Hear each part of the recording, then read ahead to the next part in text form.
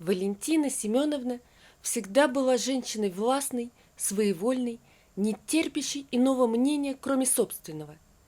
Единственного сына она воспитывала в спартанских условиях, считая, что именно так закалит его характер и сделает из него настоящего мужчину, порядочного, честного, такого, за которого не будет стыдно. Видимо, она решила, что с возложенной на себя задачей не справилась. Сын вырос, но стал для матери не причиной для гордости, а источником разочарования. Она постоянно находила в нем недостатки и изъяны. Причина такого поведения была до тошноты банальна и проста. Сережка был копией своего отца. Муж Валентины Семеновны ушел, когда Сережка был совсем маленьким. Находиться рядом с такой женщиной было непросто. Мужчина пытался, помогал жене во всем, неплохо зарабатывал, но всегда и во всем встречал с ее стороны лишь укоры. После рождения ребенка стало еще хуже. Молодая супруга превратилась в вечно недовольную фурию. Когда списывать ее выпады на усталость после родов стало невозможно, мужчина собрал вещи и ушел. Оставлять маленького сына было горько и больно, но иного выхода мужчина не видел. Чувство вины быстро превратило мужчину в расцвете сил в старика. В одно ужасное утро сердце отца Сергея остановилось. Так мальчик остался сиротой при живой матери. Никогда в жизни от мамы он не видел похвалы, поддержки или сочувствия. Однако их в полной мере получал другой житель их квартиры, кот Василий, подобранный матерью на помойке в тот самый день, когда мужа не стало. Женщина сочла это знаком свыше, ведь теперь в ее жизни был тот, о ком она должна заботиться, и кто не сможет ей перечить или разочаровывать. Так они и жили. Властная Валентина Семеновна, непутевый Сережка. Мать даже Сергеем его не называла, считая, что он не заслужил столь серьезного обращения. И идеальный во всех отношениях Василий. Последний был источником гордости женщины и зависти соседей, тем, кем так и не стал сын.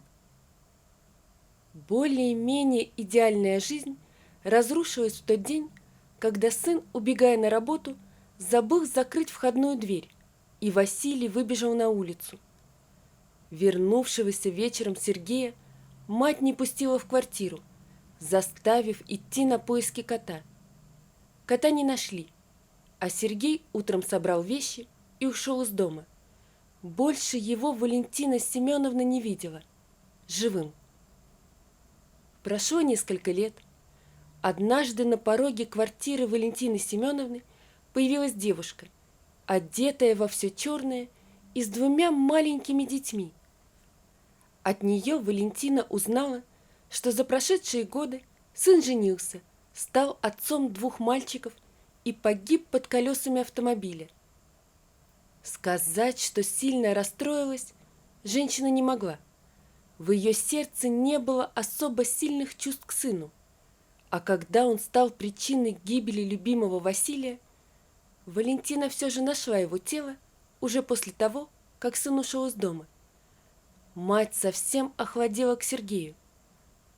Она получала от него приглашение на свадьбу, но не сочла нужным прийти на праздник.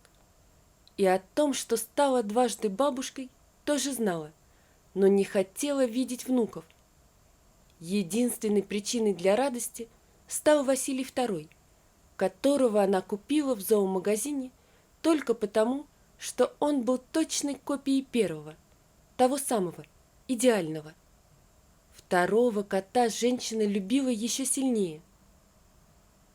Так, ну я все поняла. Сережка погиб. Это его дети. От меня тебе что надо?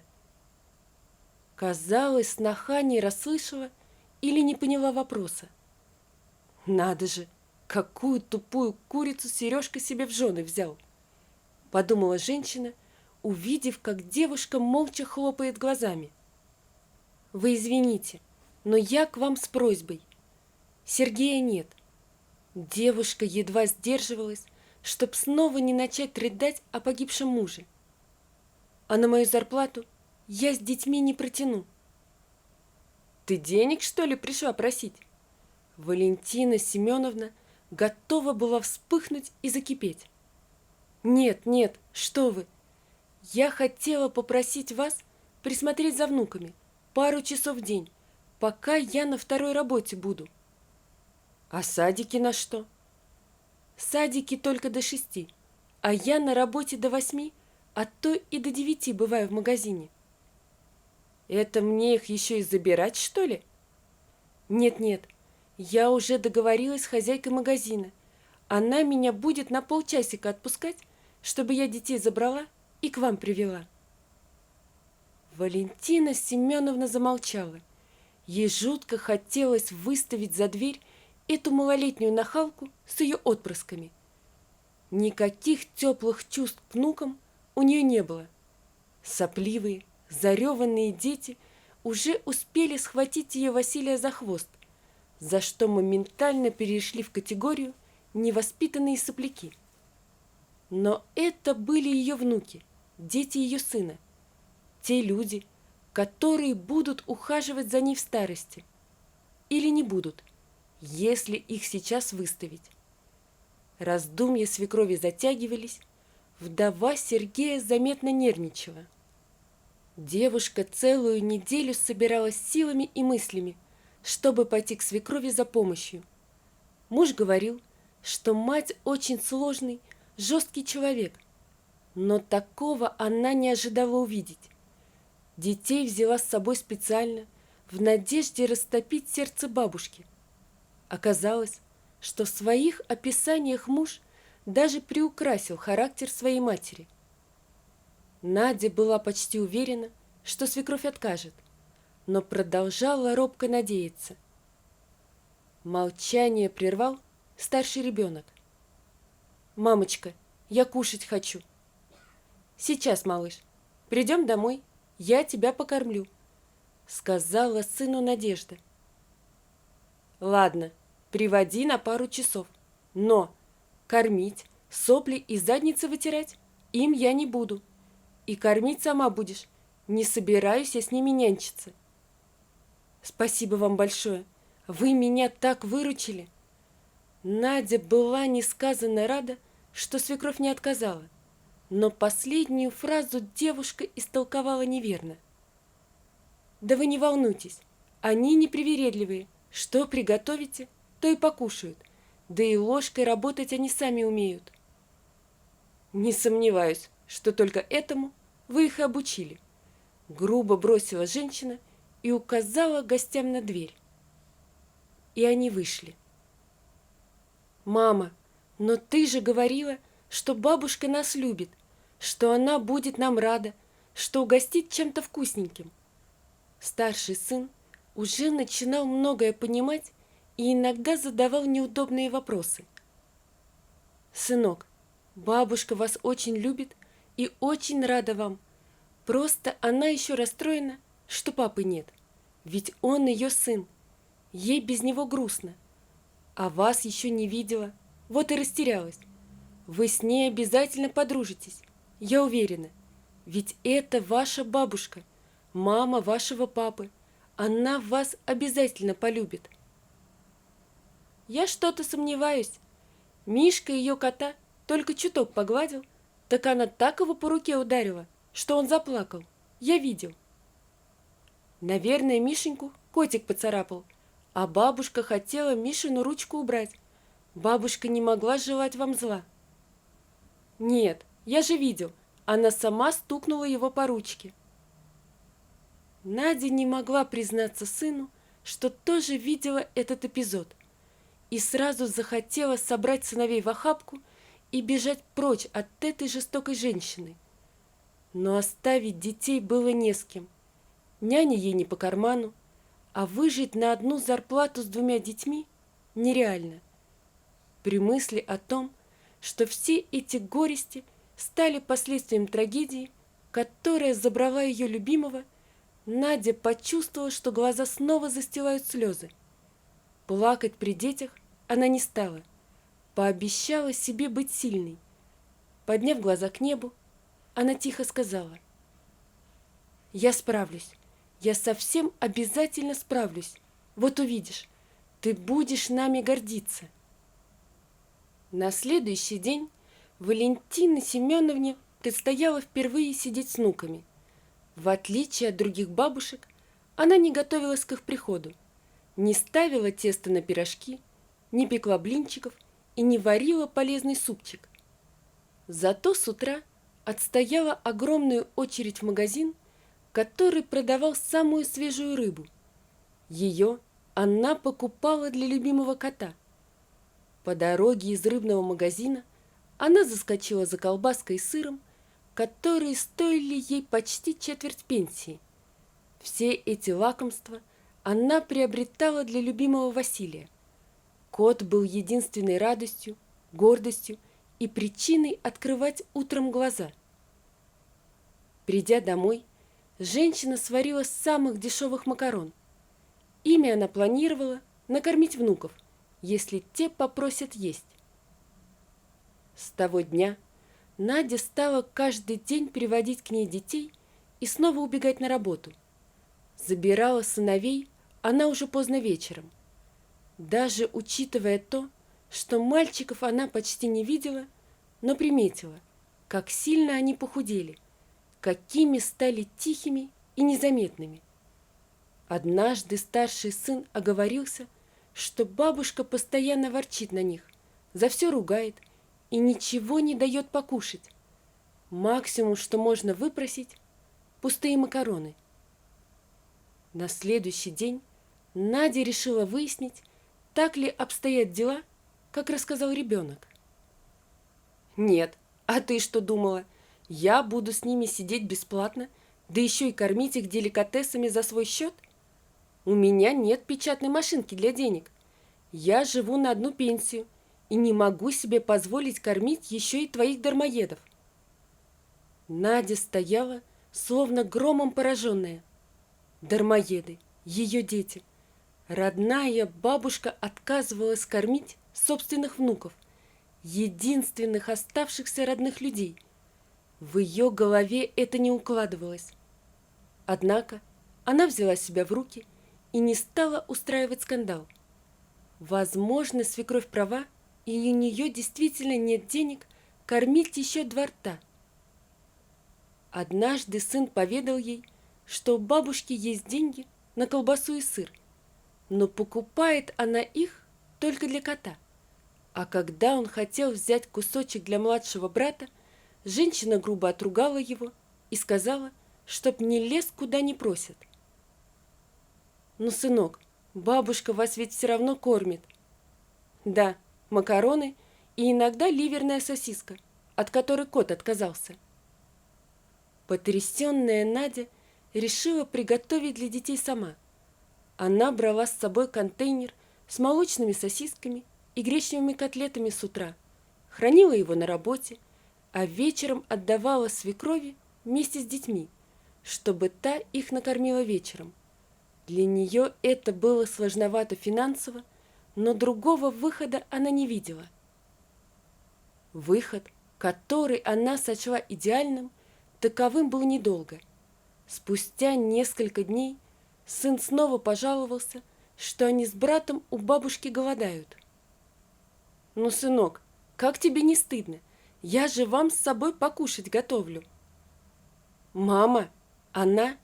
Мальчик так и не смог назвать бабушкой эту грубую и жадную женщину. «Все равно нас макаронами невкусными кормит, а твою еду коту своему отдает, и только если он откажется, дает нам». Вынести такого Надя не смогла. Уложив детей спать, она до самого утра не могла сомкнуть глаз, подбирая слова для разговора со свекровью. Однако, как она ни старалась, понимала, что не выдержит, и просто-напросто накричит на эту недобабушку и выскажет ей все, что накопилось. Так и получилось. Отпросившись на час с работы и отправив сыновей в садик, Надя пришла к свекрови. Все заготовленные с вечера слова мгновенно испарились, когда она увидела недовольное лицо женщины. Надю прорвало, словно вулкан. Не стесняясь в выражениях и не подбирая слов, она устроила свекрови бурную ссору, припомнила той и пустые макароны, и вечно оцарапанных котом детей, и скормленную ему детскую еду. Валентина Семеновна надменно выслушала и, бросив «сама тогда выкручивайся со своими дармоедами», закрыла дверь перед носом снохи. Прошло 25 лет. Надя выстояла.